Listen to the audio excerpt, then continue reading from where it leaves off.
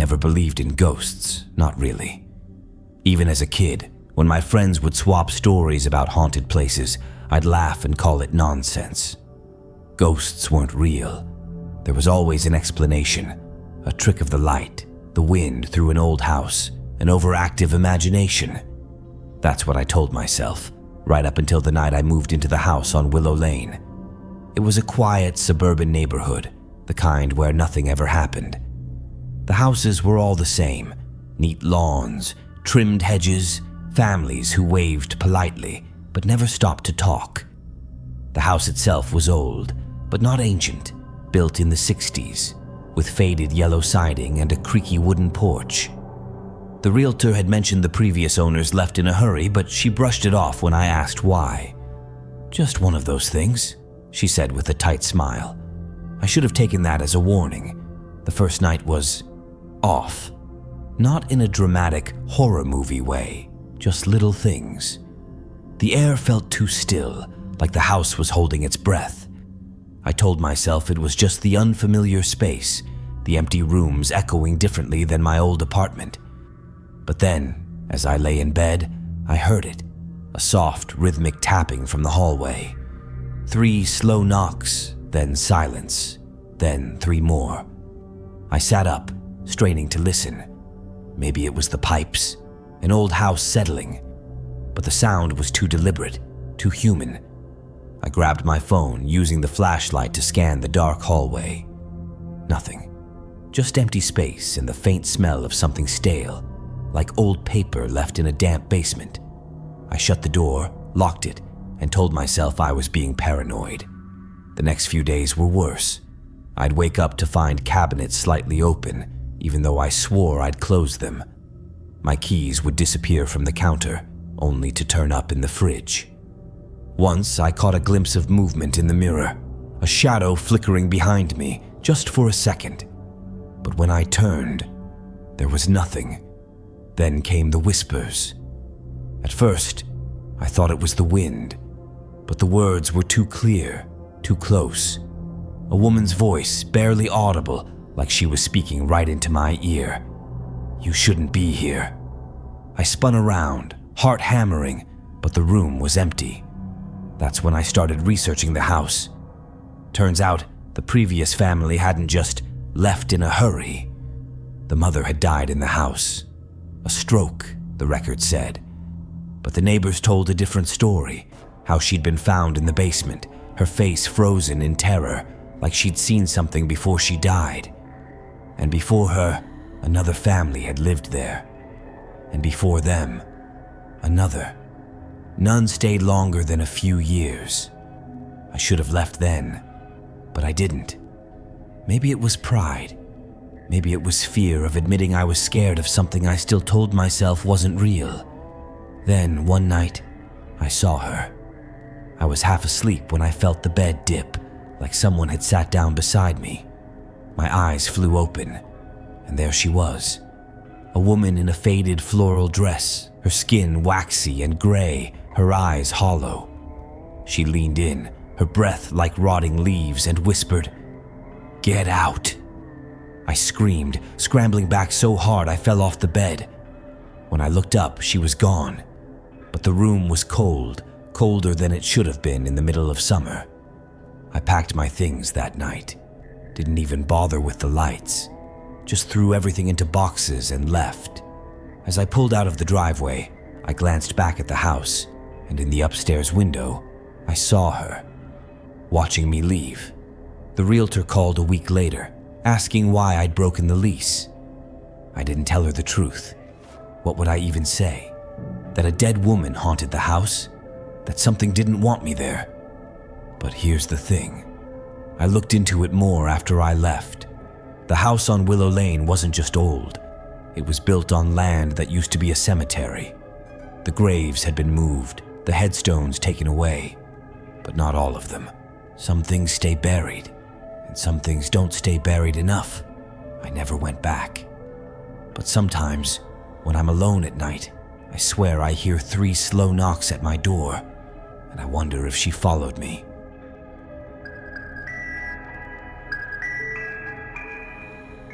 The quiet hum of the refrigerator was usually the most prominent sound in my new suburban home late at night, a comforting white noise that lulled me towards sleep.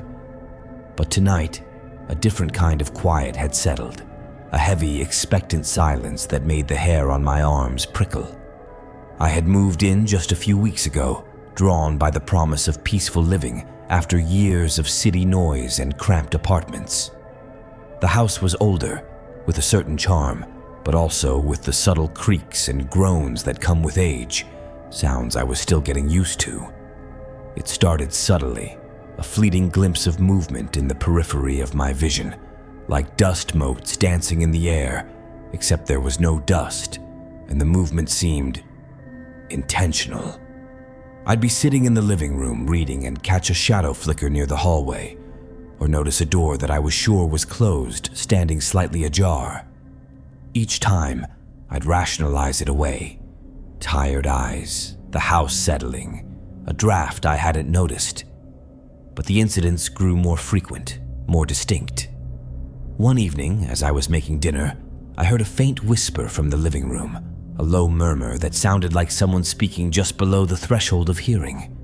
I turned off the stove, my heart pounding, and listened intently.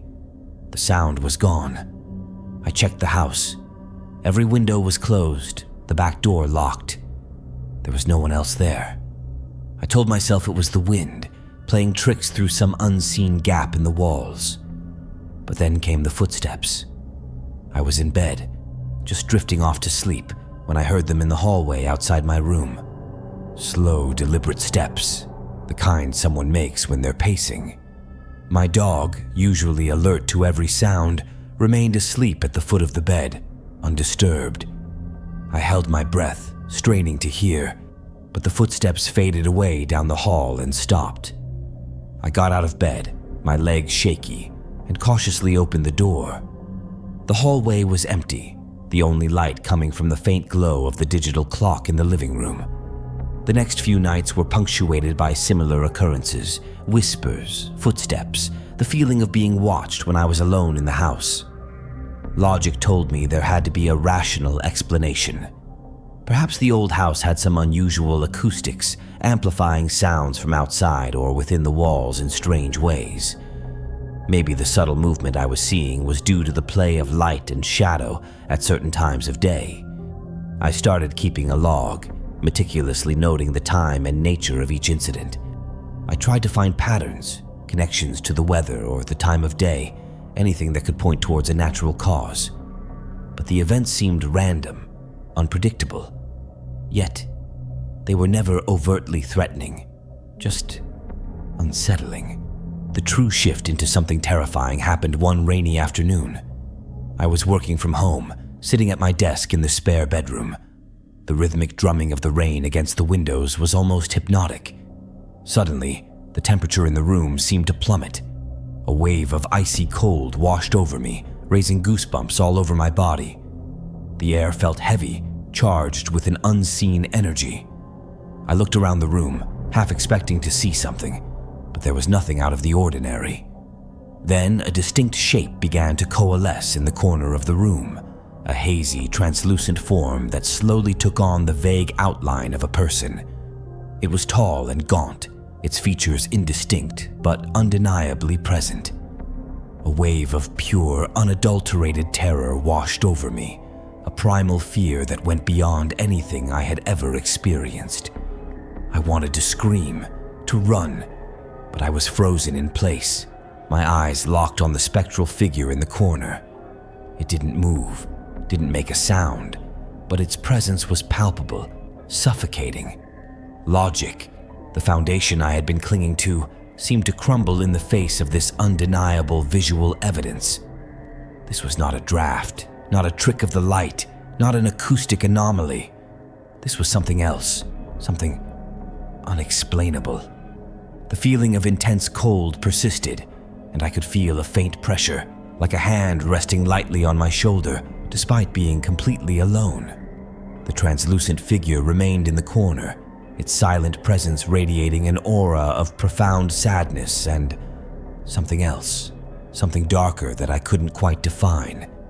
Then, As suddenly as it had appeared, the figure began to fade, its hazy outline dissolving back into the air until there was nothing left but the lingering feeling of cold and a deep, unsettling silence. I sat there, trembling, my mind racing, trying to reconcile what I had just seen with everything I believed to be real. Over the next few weeks, the visual manifestations became more frequent, though still fleeting. I would catch glimpses of the translucent figure in different parts of the house, sometimes just a shadow passing through a doorway, other times a more distinct form standing silently in a room. Each encounter filled me with a chilling dread, but also with a growing sense of curiosity. I started researching the history of the house, hoping to find some logical explanation for what I was experiencing. I spoke to the previous owners, the neighbors, anyone who might know something about the property. I learned that the house had been built in the 1930s and had only had a few owners over the years. No one reported any unusual activity. My research led me down some strange paths, exploring local folklore and historical records. I even considered the possibility of environmental factors I hadn't yet explored. Could there be a geological anomaly beneath the house, emitting some kind of energy that affected my perception? Could there be a source of low-frequency sound waves that triggered these strange sensations? I contacted a local historical society and spent hours poring over old maps and documents.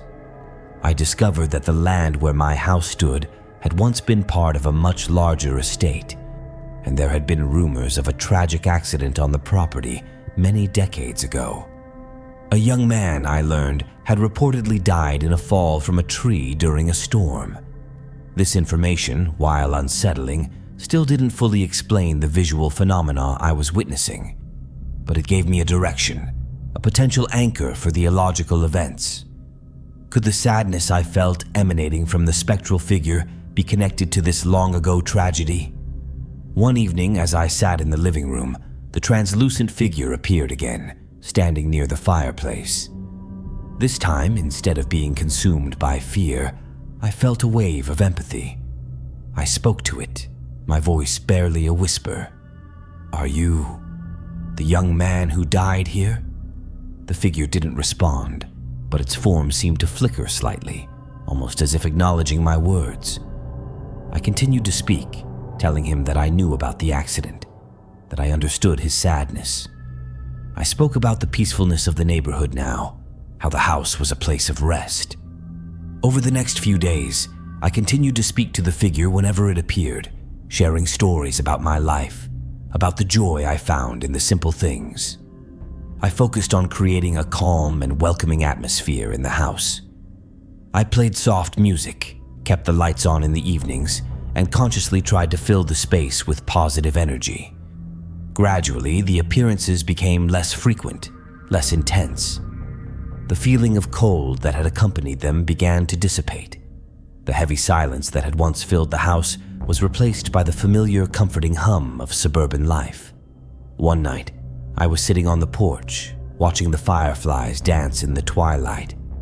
A gentle breeze rustled through the trees, carrying the distant sound of children laughing. I felt a profound sense of peace settle over me. I hadn't seen the translucent figure in weeks. Perhaps, I thought, my logical attempts to understand and connect had somehow helped. Maybe the acknowledgement of his story, the creation of a peaceful environment, had allowed whatever energy remained to finally dissipate.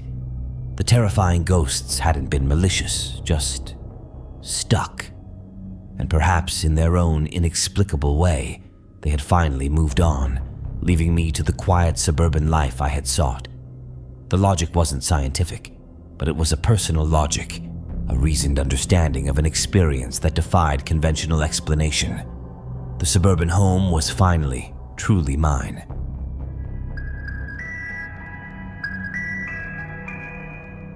It was the summer of 2010 when I moved into a quaint suburban neighborhood nestled just outside of Chicago.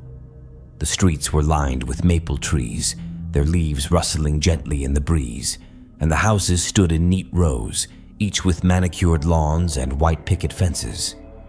I had recently secured a job at a local publishing house, and this move marked the beginning of a new chapter in my life. The house I purchased was a charming two-story colonial built in the 1950s. It had a welcoming facade, complete with blue shutters and a red front door. Inside, hardwood floors creaked with character, and the fireplace in the living room promised cozy winter nights. I was enamored. The first few weeks passed uneventfully. I spent my days unpacking boxes, arranging furniture, and getting to know my neighbors.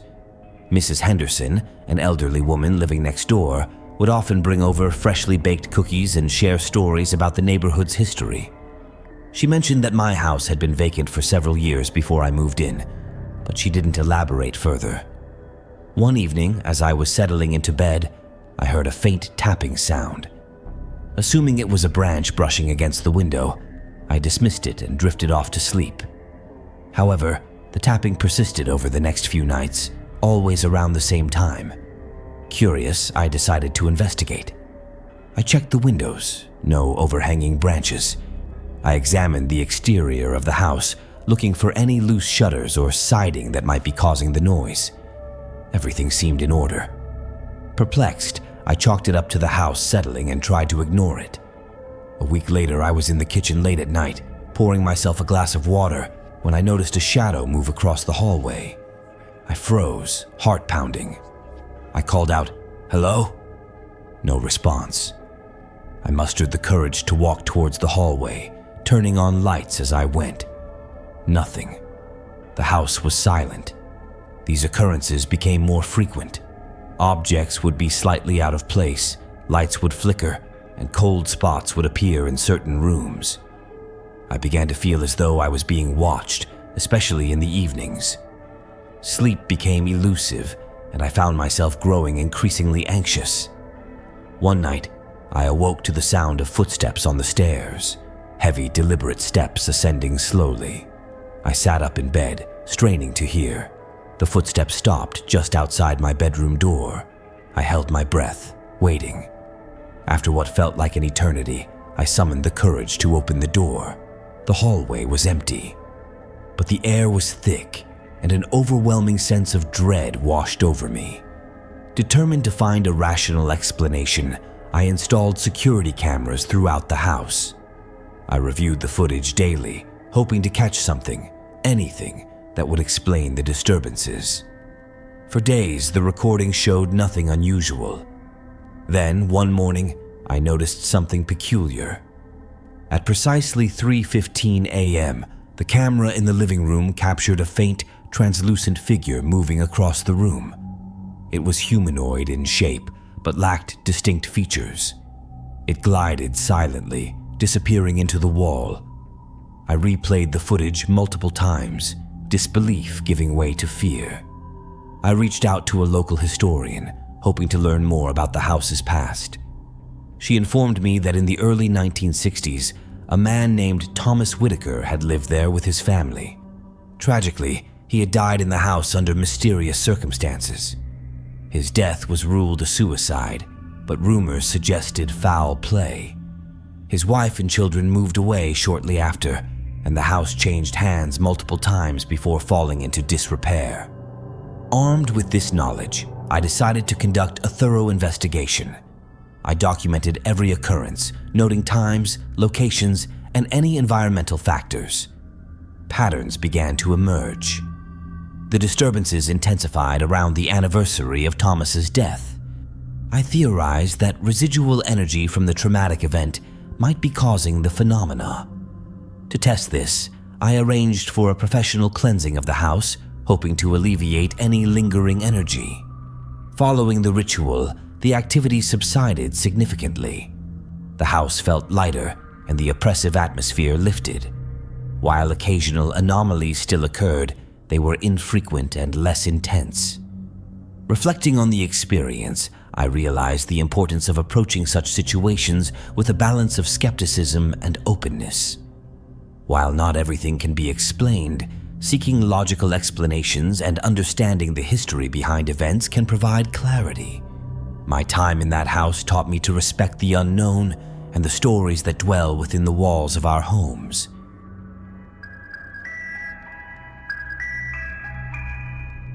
I never believed in the supernatural until I moved into the old Victorian on Blackthorn Avenue. The house was a steal, too good to be true, really. The realtor had been oddly eager to get rid of it, practically shoving the keys into my hand while avoiding eye contact. "It just needs some love," she'd said, with a tight smile that didn't reach her eyes. The first night, I heard the humming. It was 2:37 a.m. when I jolted awake to the sound of a woman's voice softly singing an unfamiliar lullaby. The melody drifted through the vents, seeming to come from everywhere at once. I lay frozen in bed, my skin prickling with goosebumps as the song grew louder, closer. Then, just as suddenly as it started, it stopped. The silence that followed was somehow worse. The next morning, I convinced myself it had been a dream. That is, until I found the handprint on the bathroom mirror, a perfect imprint of a small, delicate hand, like that of a child, smeared in something dark and viscous. When I touched it, the substance flaked away like dried blood. Things escalated quickly after that. I began noticing objects moved when I was alone in the house. My favorite coffee mug would disappear from the cupboard only to reappear days later in the basement. The TV would turn on by itself, always to static, always at exactly 3:14 a.m. One night, I awoke to find every cabinet in the kitchen wide open, their contents neatly arranged on the countertops in bizarre patterns that resembled strange symbols. The worst was the writing. It started appearing on the walls in the middle of the night. Not scratches or crude markings, but perfect cursive script, as if written by an educated hand from another era. "We see you," one message read. "You're sitting in her chair," said another. The ink, if that's what it was, would fade by morning, leaving only a faint stain that smelled faintly of copper and roses. I tried to research the house's history, but records before 1987 were mysteriously missing from the county archives. The elderly librarian grew pale when I mentioned the address. "That's the Driscoll place," she whispered, glancing around nervously. "The family. They didn't leave. Not really. The basement door was always locked. At least, I kept it locked. But every morning, I'd find it slightly ajar, the padlock still securely fastened. The smell coming from below was unbearable, like rotting flowers and wet earth. One afternoon, gathering all my courage, I forced myself to descend. What I found there still haunts my dreams. The walls were covered in photographs, hundreds of them, dating back to the 1800s. Every picture showed the same family, a severe-looking man, his delicate wife, and their daughter with hauntingly large eyes. In each photo, the daughter appeared progressively sicklier, her eyes growing darker, her smile more forced. The final photo showed only the parents, their faces gaunt with grief. Scrawled beneath it in what looked like charcoal, "She's still here." That's when I heard the giggling. It came from directly behind me, where I knew there was only empty space. The air grew frigid, my breath coming out in visible puffs. Something tugged at the hem of my shirt, a gentle, almost playful gesture. I didn't turn around. I didn't need to. In the dust-covered mirror across the basement, I saw her reflection standing right behind me. The girl from the photographs. Only now her eyes were completely black, her mouth stretched in a grin too wide for her face. Her dress was tattered and stained, her fingers ending in ragged nails. She reached toward me, her reflection moving out of sync with the faint pressure I felt on my shoulder. I ran. I left everything behind. Clothes, furniture, even my car. The house stands empty now, though sometimes at night, neighbors report seeing lights flicker in the windows. They say if you stand on the sidewalk long enough, you can hear the faint sound of a woman singing. And if you're very unlucky, you might see a small face peering out from the attic window, watching, waiting. The realtor called last week. She says there's a young couple interested in the property. They have a daughter, a sweet little girl about 6 years old. God help them.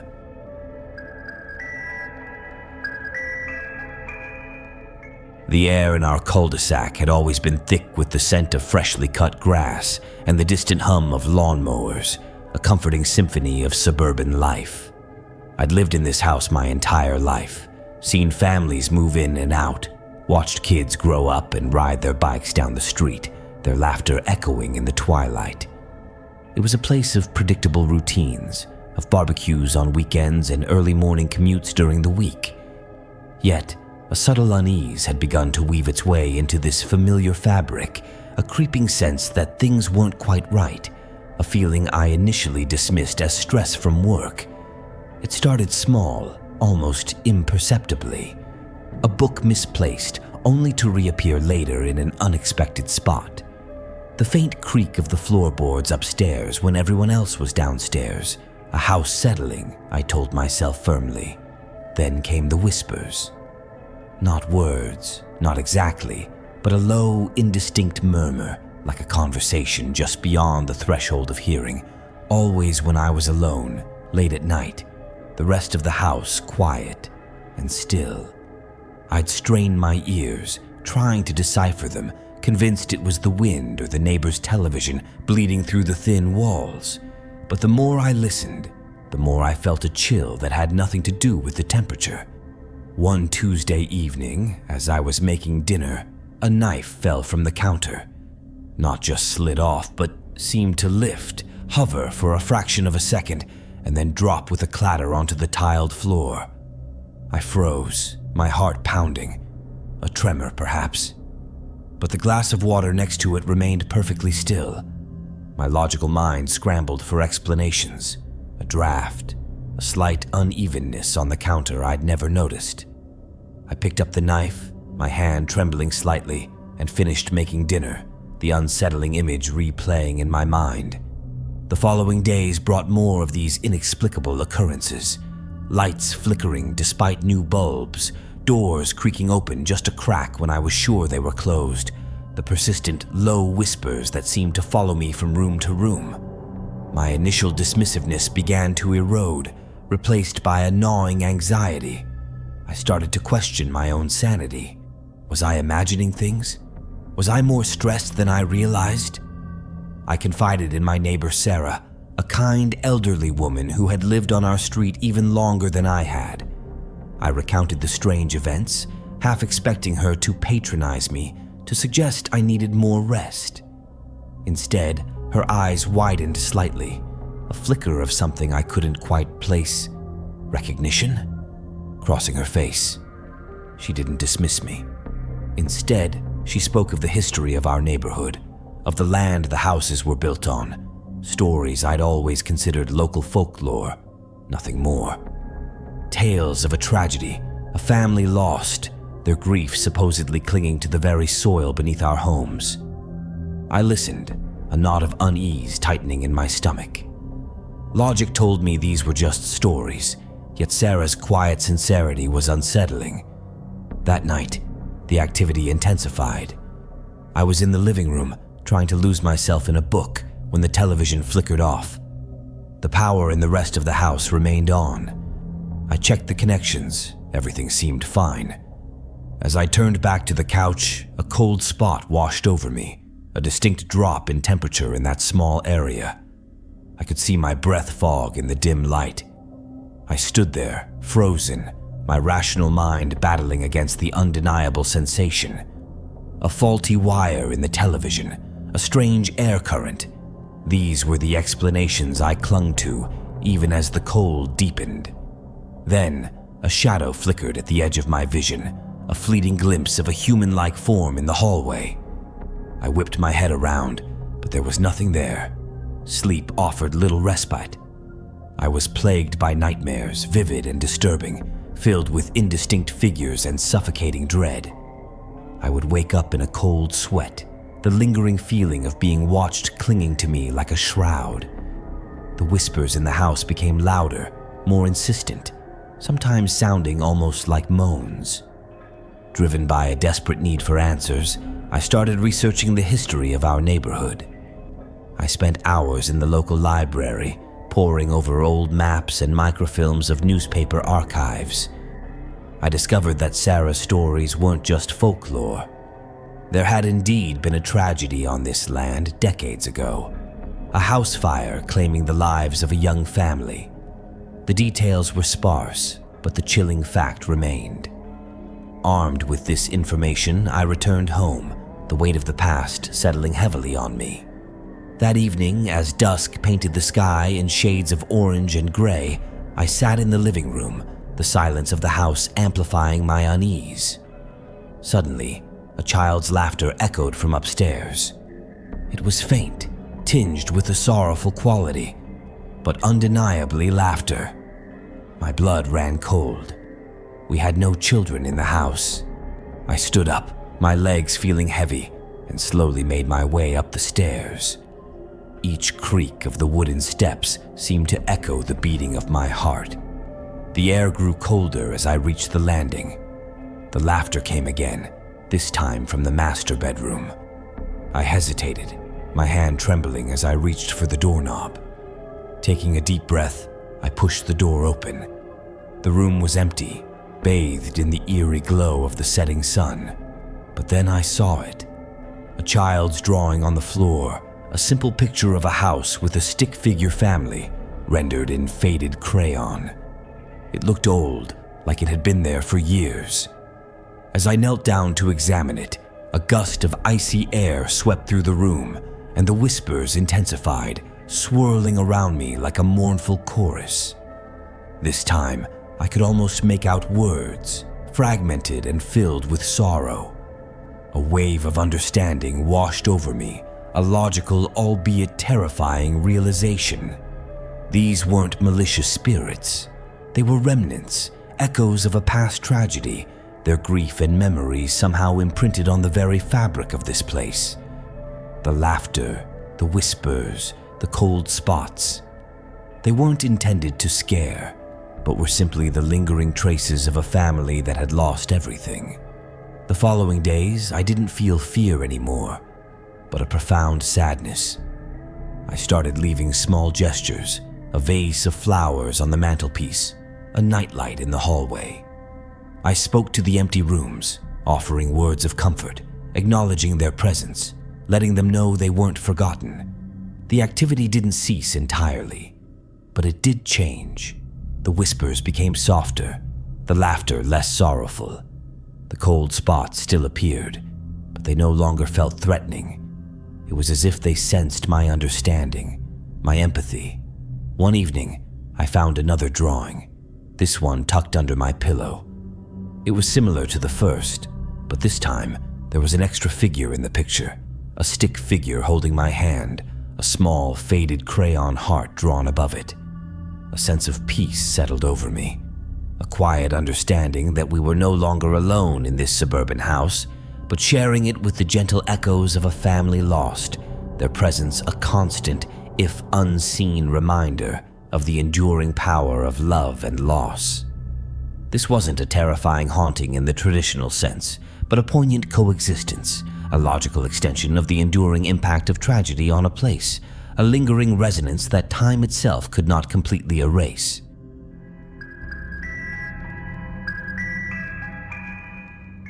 The air in the suburban neighborhood had been unusually still that evening, a heavy stillness that pressed down on Willow Lane where I lived. The streetlights hummed with a monotonous buzz, casting long, distorted shadows that danced with the gentle sway of the trees. It was a typical night, or so it seemed at first. I had just finished dinner, the remnants of which sat cooling on the table, and was settling into the living room with a book. The quiet of the house was comforting, a familiar backdrop to my solitary evenings. Then, it started subtly, a flicker at the edge of my vision, like a shadow moving too quickly, too deliberately in the periphery. I dismissed it as fatigue, a trick of the eye after a long day, but it persisted. Each time I glanced towards a particular corner of the room, I caught a fleeting glimpse of something that wasn't quite there when I looked directly. It was like a smudge of darkness, a distortion in the fabric of the air. My logical mind tried to rationalize it. Maybe it was the low light or reflections from the window. I got up, switched on another lamp, and checked the window for any unusual reflections. Nothing. The street outside was quiet, the neighboring houses dark. The shadows in the room remained, these elusive, almost there disturbances. As the minutes ticked by, the feeling of unease grew. The flickers became more distinct, the shadows more defined.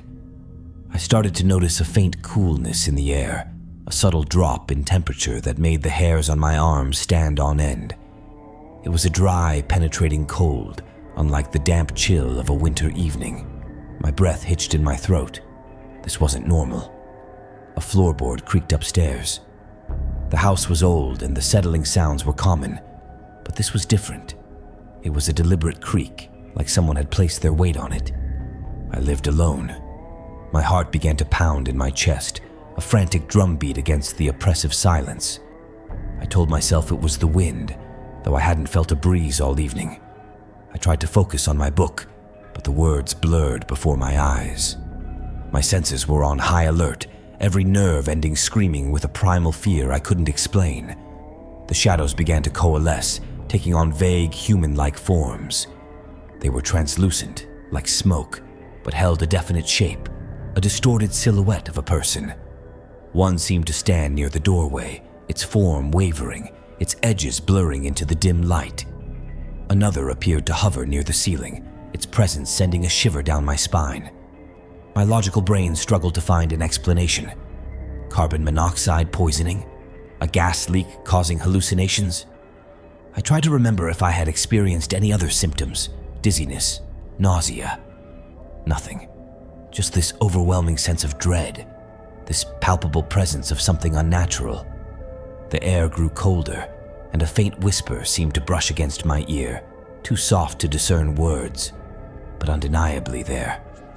It was a chilling sound, like dry leaves rustling across a cold stone floor. I gripped the arms of my chair, my knuckles white. I had to remain logical, I told myself. This had to have a rational explanation. Perhaps it was some kind of intense psychological phenomenon, a manifestation of stress or anxiety. But I had never experienced anything like this before. The sheer clarity of these entities, the way they seemed to occupy space, defied any explanation I could conjure. Then, one of the shadowy figures moved. Slowly, deliberately, the one near the doorway seemed to turn its head towards me. I couldn't see any features, no eyes or mouth, but I felt its gaze, an icy, penetrating stare that seemed to pierce through me. A wave of pure terror washed over me, paralyzing me in my chair. The whisper came again, closer this time, and with it, a distinct feeling of sorrow, of profound sadness that seemed to emanate from the very air around me. It wasn't a threatening presence, not overtly, but the sheer unnaturalness of it, the violation of everything I understood about the world, was terrifying in itself. I tried to speak, to call out, but my throat was constricted, and no sound would come. I wanted to run, to flee from this horrifying spectacle, but my limbs felt heavy, unresponsive. I was trapped, a silent observer in my own living room as these spectral figures moved around me. The one near the ceiling drifted downwards, its form elongating, becoming more distinct. It seemed to be reaching out, its shadowy hand outstretched towards me. I squeezed my eyes shut, unable to bear the sight any longer. A moment passed, or perhaps an eternity. The intense cold remained, but the feeling of being watched lessened.